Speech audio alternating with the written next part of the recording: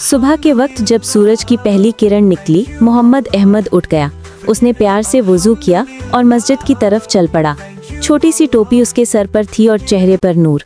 मस्जिद में पहुंचकर अहमद ने अदब से नमाज अदा की। उसके बाद, मेरी जिंदगी अल्लाह की रहमत और माँ की खिदमत के लिए है।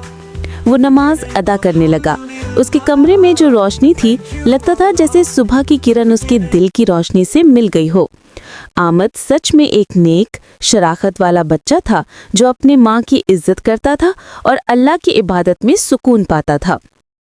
एक दिन माँ पूरे दिन काम करके थक गई। पसीने से भीगा हुआ चेहरा देखकर अहमद ने सोचा, मुझे माँ की मदद करनी चाहिए। छोटा सा अहमद मिट्टी का सुराही उठाकर नदी तक गया। उसने पानी भरा और माँ के लिए घर ले आया।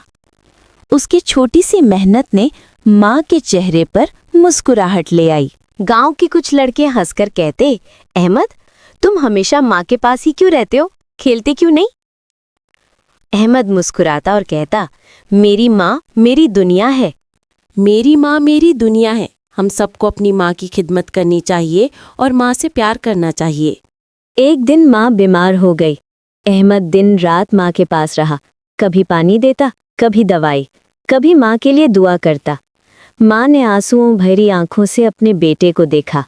जब माँ ठीक हुई तो माँ ने अहमद को दुआ दी। स्कूल का इम्तिहान आया।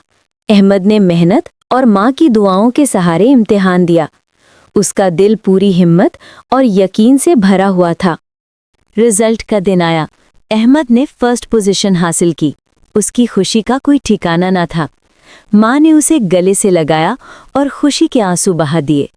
माँ की खिदमत का सिला हमेशा अल्लाह देता है।